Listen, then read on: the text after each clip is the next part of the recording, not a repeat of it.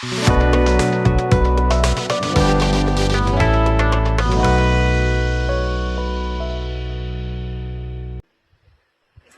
Hello, எல்லாரும் எப்படி இருக்கீங்க?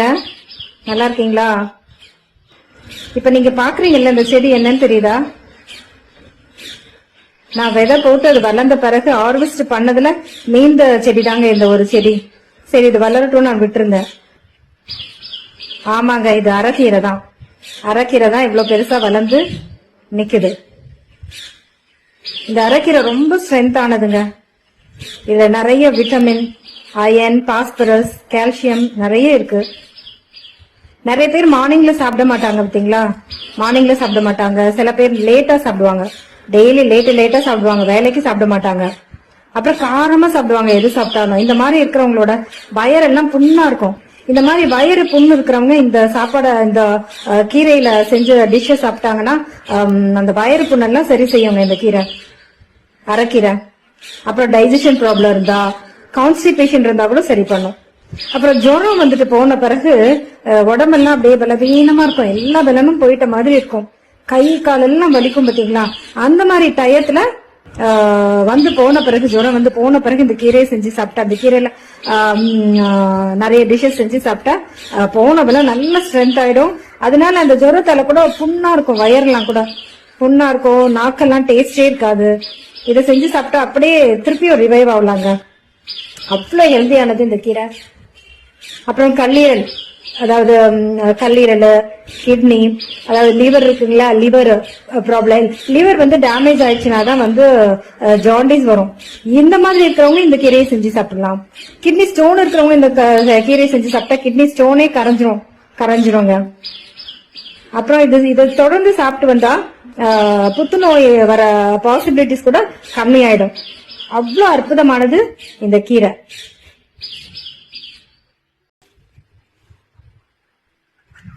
இந்த கீரை என்னன்னு தெரியுதுங்களா?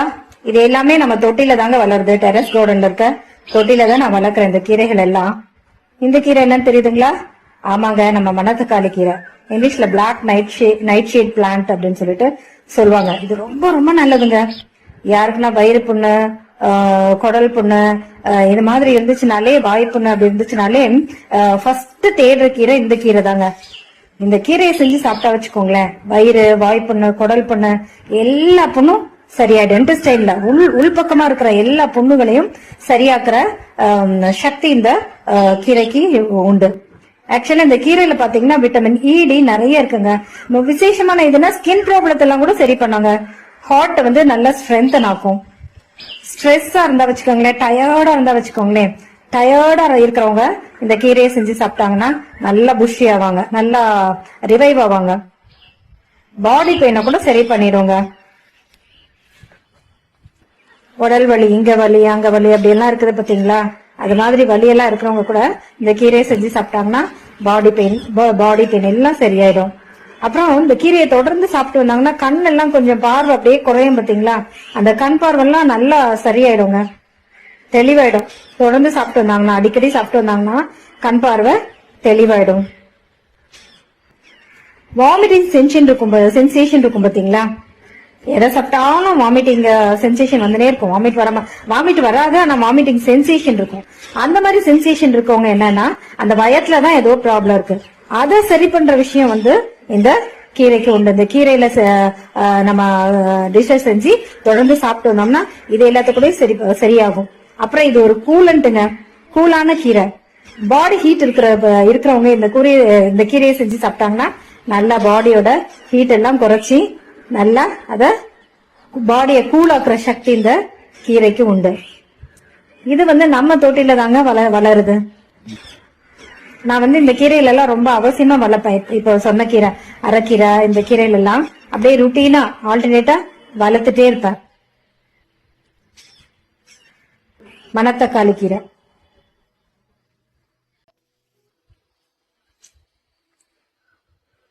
இந்த கீரைகளை தான் இப்ப நம்ம ஹார்வெஸ்ட் பண்ண போறோம். இது அரைக்கீரைங்க. ஃபர்ஸ்ட் அரைக்கீரையை ஹார்வெஸ்ட் பண்ணிடலாம். பாக்குறதுக்கு எவ்வளவு பெருசா இருந்துச்சு, ஆனா எவ்வளவு எலசா இருக்குது பாத்தீங்களா? மருந்தெல்லாம் நான் எதுவும் போடுறதே இல்லைங்க, அதுவே இயற்கையா தானா வளருது. மருந்து போடாமலேயே தானா வளருது. ஆனா விதை நான் போட்டதுதான்.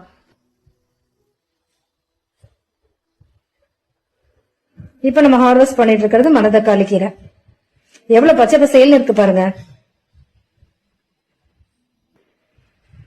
இத நீங்க எல்லாம் கூட உங்க தொட்டில இந்த கீரைகளை ரொட்டீனா வளருங்க. நான் இப்ப இந்த வீடியோவை நான் பண்றதே காரணம் வீட்லயே இந்த மாதிரி கீரைகளை வளர்த்து எப்படி அத டிஷஸ் செய்யலாம், நஞ்சில்லா உணவை நம்ம தயாரிக்கலாம். ஏன்னா உணவே மருந்து அப்படின்னு சொல்லுவாங்க இல்லைங்களா. நம்ம வெளியில எல்லாம் கடையில எல்லாம் வாங்கினோம்னா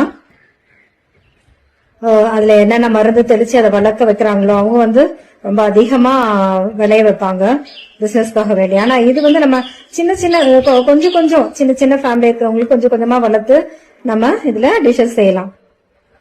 அப்ப மருந்து இல்லாத இது பண்றதுனால நம்மளுக்கு நோய் வர பாசிபிலிட்டிஸும் கம்மியாயிடுங்க. இதுல நான் எப்படி திரும்ப வளர்க்கறது இந்த கீரைய மணத்தக்காளி கீரையை எப்படி திருப்ப வளர்க்கறது அப்படின்னு காட்டியிருக்கேன். இப்ப நம்ம இப்ப நம்ம கட் பண்ணி எடுத்தோம் இல்லையா, அதுல லீவ்ஸ் எல்லாம் தனியா எடுத்துடலாம். எடுத்துட்டு இந்த தண்டை தூக்கி போட்டுறாதீங்க. மணத்தக்காளி கீரையோட தண்டு இதை தூக்கி போட வேண்டாம். இது கீரைங்க. இதை வச்சுதான் நம்ம பின்னாடி ஒரு டிஷ் செஞ்சு காட்டியிருக்கேன். ஸ்கிப் பண்ணாம தொடர்ந்து பாருங்க.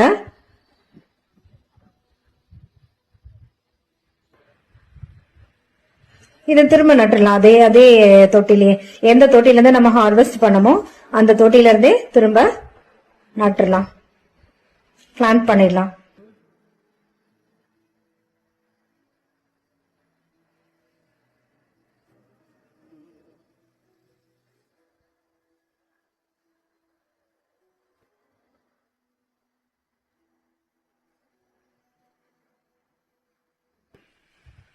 இதை ஃபர்ஸ்ட் நான் எப்படி வளர்த்தேன் அப்படின்னு சொன்னா, கடையில இருந்து வாங்குவோம் இல்லைங்களா.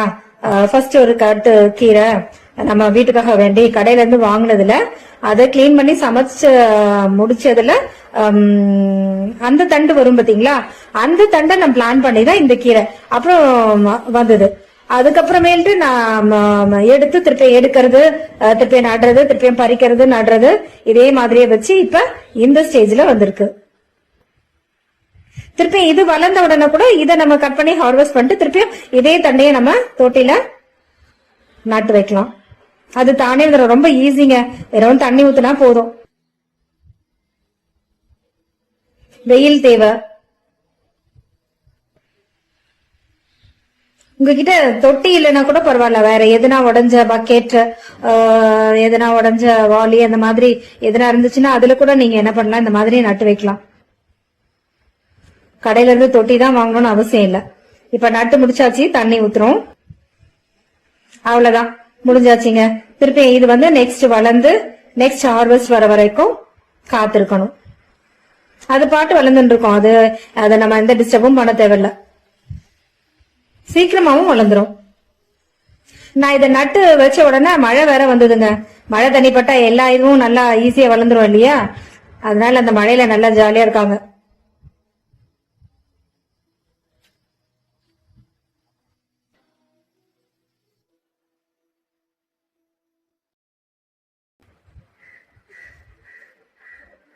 இப்போ நம்ம டிஷ் எப்படி செய்யுதுன்னு சொல்லிட்டு பார்க்கலாம்.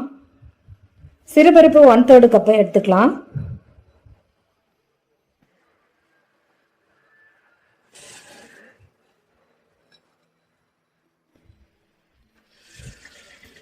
அதை வாஷ் பண்ணிட்டு 1/2 hour ஊற வைக்கணுங்க. 1/2 மணி நேரம் அதை கழுவி ஊற வைக்கணும். கழுவிட்டு 1/2 மணி நேரம் ஊற வைக்கணும். எல்லா பருப்புங்களையும் நீங்க குக் பண்றதுக்கு முன்னாடி, அது குக்கர்ல பண்ணாலும் இல்ல அடுப்புல வச்சு பண்ணாலும், வாஷ் பண்ணிட்டு 1/2 hour ஊற வச்சு நீங்க பண்ணீங்கன்னா சீக்கிரமா குக் ஆயிடும். வாஷ் பண்ணிட்டு பண்ணுங்க. நம்ம ஊற வச்சிட்ட பிறகு வாஷ் பண்ணோம்னா அதோட இதெல்லாம் சத்தெல்லாம் போயிடும். அதனால வாஷ் பண்ணிட்ட பிறகு ஊற வைங்க. 1/2 hour ஊற வைக்கணும் சிறுபருப்பு. அது ஒரு பக்கம் வச்சுக்கலாம்.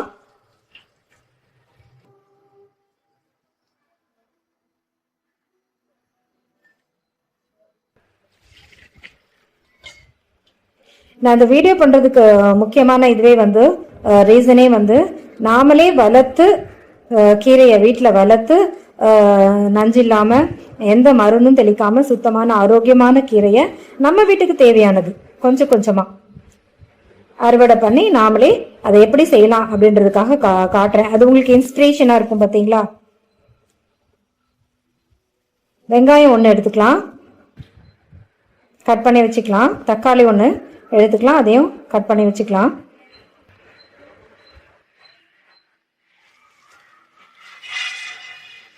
இப்போ நம்ம பருப்பு ஊற போட்டிருந்தோம் பார்த்தீங்களா, அதில் நம்ம கட் பண்ணி வச்சுருந்தோம்ல ஒரு வெங்காயம், அதை போட்டுடலாம்.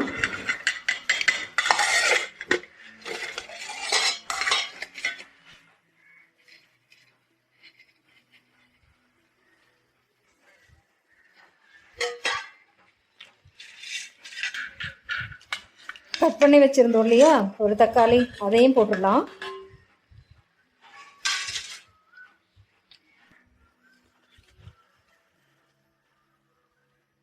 அசஃபோட்டிடா பெருங்காயத்தூள் ஒரு 3 பிஞ்சஸ் சேர்த்துக்கோங்க, 3 சிட்டிகை.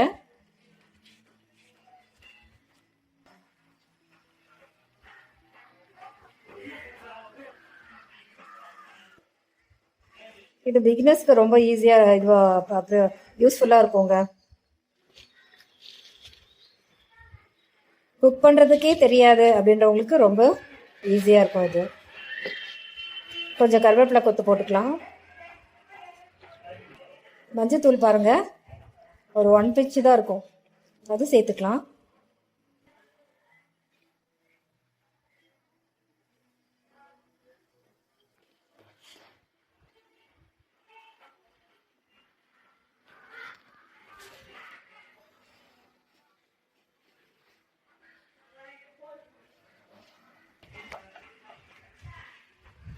அவ்வளோதாங்க. இப்போ இதை ஸ்டவ்வில் வச்சு சிம்மில் வேக வைக்கலாம். ஒரு 15 மினிட்ஸ் வேக வைக்கலாம்.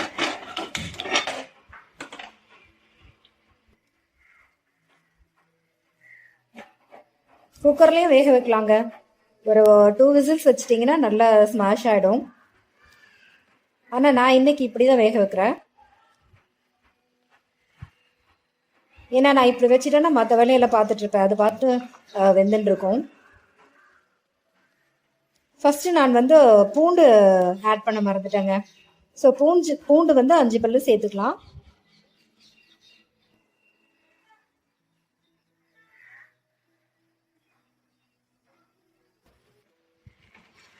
நல்லா வெந்த பிறகு அதை ஸ்மாஷ் பண்ணி விட்டுக்கலாம்.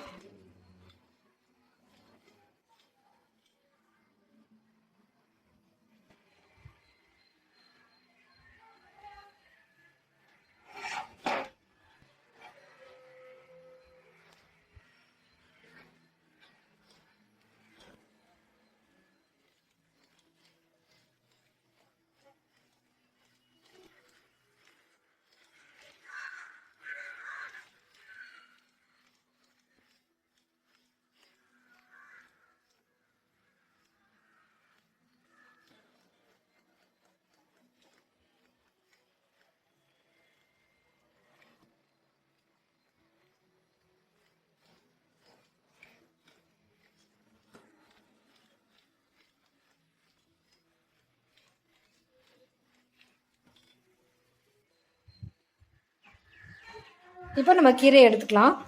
ஹார்வெஸ்ட் பண்ணி க்ளீன் பண்ணி வச்சுருக்கோம் இல்லைங்களா, அந்த கீரையை எடுத்துக்கலாம்.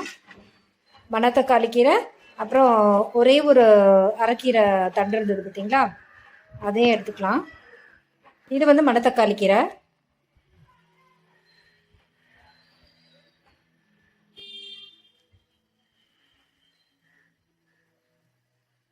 இந்த மணத்தக்காளி கீரையில் இருக்கிற அந்த பூ காய் எதையும் விடாதீங்க. க்ளீன் பண்றச்ச கீழே விடாம எல்லாத்தையும் அதை சமையல்ல சேருங்க.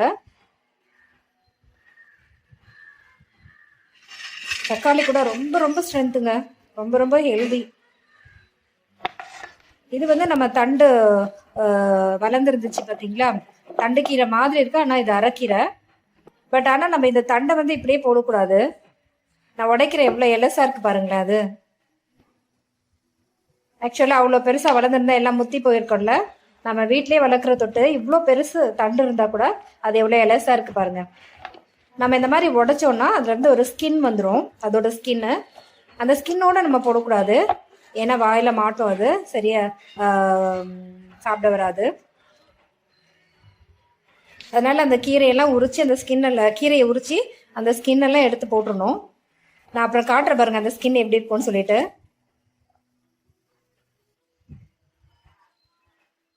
நான் ஒரு கையிலே பண்றதுனால அப்படி இருக்கு.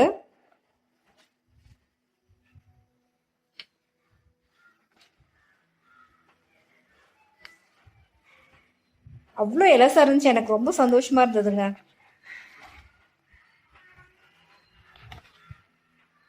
சாப்பிடும்போது ரொம்ப டேஸ்டியா இருந்தது.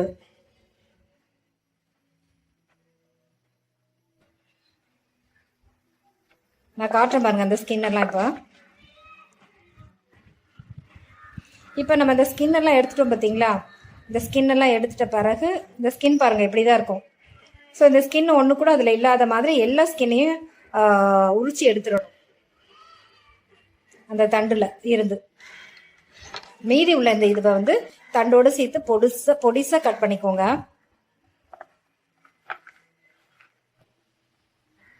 கிட்டத்தட்ட 2 கீரையும் சில பெனிஃபிட்ஸ் வந்து சேர்ந்தே வருதுங்க. இது ரெண்டுமே புண்ணு ஆத்தும், இந்த ரெண்டுமே இம்யூனிட்டியை வந்து அதிகரிக்குங்க. இதில் விட்டமின்ஸ், மினரல்ஸ், கால்சியம் இது எல்லாமே இருக்கிறதுனால இந்த கீரைகளை சாப்பிட்டு வந்தோன்னா வச்சுக்கோங்களேன், நோய் வந்தாலும் புண்ணுங்க அந்த மாதிரி விஷயங்கள் இருந்தாலும் சுகமாக்கும். ஆனால் அதெல்லாம் இல்லாமலேயே நோய் வர்றதுக்கு முன்னாடியே சாப்பிட்டு வந்தாலும் இந்த நோய்கள் எல்லாம் வராமலேயே பாதுகாக்கும். ஒரு கடாய் விட்டுக்கலாம், கடாயில் எண்ணெய் விட்டுக்கலாம். ஜிஞ்சரி, நான் வந்து நல்லெண்ணெய் சேர்த்துருக்கேங்க, ஜிஞ்சலி ஆயில். நான் வந்து நல்லெண்ணெயை தான் யூஸ் பண்ணுவேன். 1 டேபிள் ஸ்பூன் சேர்த்துக்கோங்க.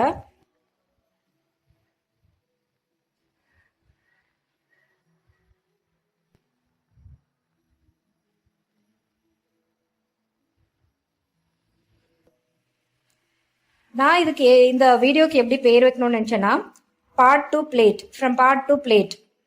எப்படி நம்மளே வளர்த்து பாட்ல இருந்து எடுத்து அதை கிச்சன்ல கொண்டு வந்து சமைச்சு பிளேட்ல வச்சு சாப்பிட்றோம் இல்லையா? ஸோ அது மாதிரி தான் நான் டிஸ்கிரைப் பண்ணணும்னு நினைச்சேன். Pot to plate. Half teaspoon, இது ஹாஃப் டீஸ்பூன் கடுகு சேர்த்துக்கலாம் எண்ணெய் சூடான உடனே.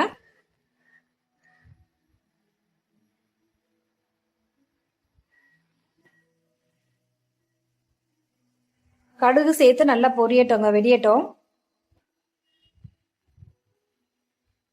அதே ஸ்பூன்ல ஹாஃப் ஸ்பூன்ல சீரகம், கியூமின் சேர்த்துக்கலாம்.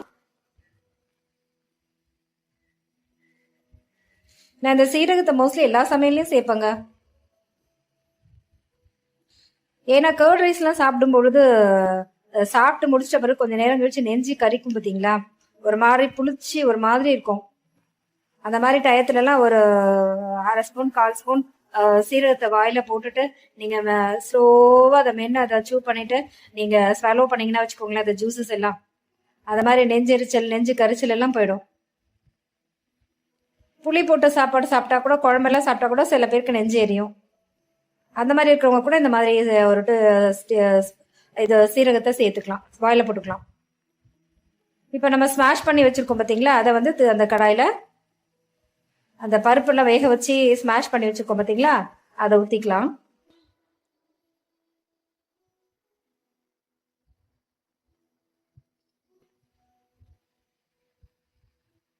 இது கொதிக்கணுங்க.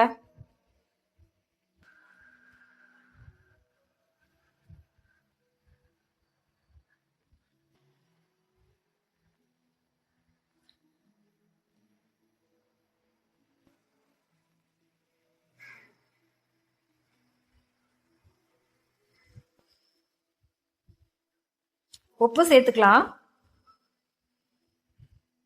நான் 1/4 டீஸ்பூன் போட்டிருக்கேன். உங்களுக்கு எவ்வளோ தேவையோ அவ்வளோ உப்பு சேர்த்துக்கோங்க. ஒரு 5 மினிட்ஸ் குக் பண்ணலாம். அதுக்கு பிறகு நம்ம கழுவி வச்சுருக்கோம் பார்த்தீங்களா, நல்லா வாஷ் பண்ணி அந்த கீரையை எடுத்து போட்டுக்கலாம்.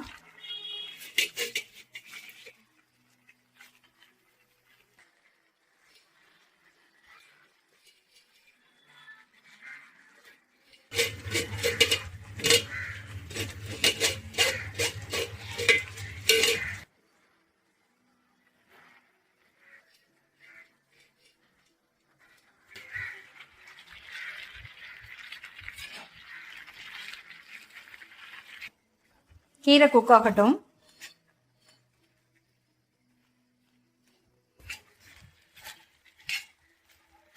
ரொம்ப டேஸ்டியா இருந்ததுங்க நாங்க சாப்பிடுறச்ச.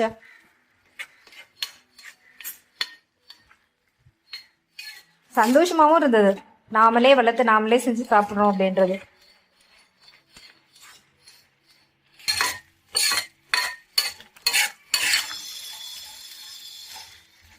எத்தனை பேர் இன்ஸ்பயர் ஆனீங்க அப்படின்னு சொல்றத கமெண்ட் பாக்ஸ்ல கமெண்ட் பண்ணுங்க. நீங்களும் இதே மாதிரி கீரைகளை வளர்த்து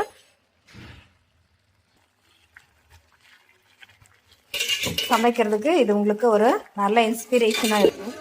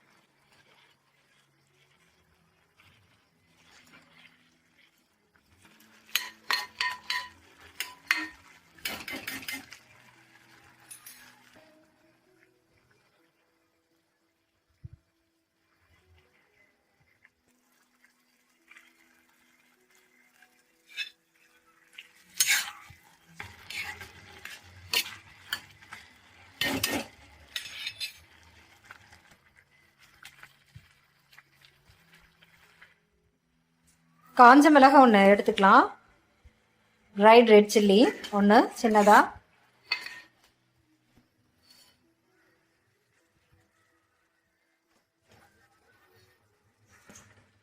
பொடிசா கட் பண்ணி இப்போ நம்ம அதை சேர்த்துக்கலாம். இந்த காஞ்ச மிளகாய் ஆக்சுவலா ஃபர்ஸ்டே நம்ம தாளிக்கணும் பார்த்தீங்களா, கடுகு சீரகம்லாம் போட்டு அப்போ கூட போட்டு தாளிக்கலாங்க. ஆனால் நான் இப்போ சேர்க்குறேன்.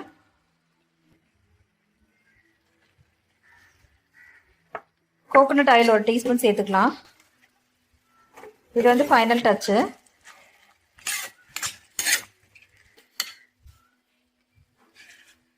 அப்புறம் தேங்காய் நம்ம சேர்த்துக்கலாம். இது ஆக்சுவலாக வந்து இந்த தேங்காய் வந்து நான் எப்போவுமே தேங்காய் வாங்கிட்டு வந்த உடனே அதை இதுவாக பீசஸாக போட்டுட்டு நான் ஃப்ரிட்ஜில் வச்சுருவேங்க. அது ஆக்சுவலாக அதுவே ட்ரை ஆகிடும். அந்த ட்ரை ஆன பிறகு எடுத்து நான் மிக்சியில் பவுடர் பண்ணும்போது இந்த மாதிரி டெசிகேட்டடாக இருக்கும். அதில் ஒரு ஸ்பூன் தேங்காய் துருவல் ஒரு ஸ்பூன் போட்டுக்கலாம். நீங்கள் பச்சை தேங்காவை மிக்சியில் அரைச்சிங்கன்னா வச்சுக்கோங்களேன், இந்த அளவுக்கு பவுடரியாக வராது, நல்லா உதிரி உதிரியாக வராது. அவ்வளோதாங்க, ஸ்டவ் ஆஃப் பண்ணிடலாம். இப்போ நாமளே தோட்டத்துலேருந்து பறித்து செஞ்ச டிஷ் ரெடி. மணத்தக்காளி கீரை டிஷ் கூட்டு ரெடி. தேங்க்யூ ஃபார் வாட்சிங்.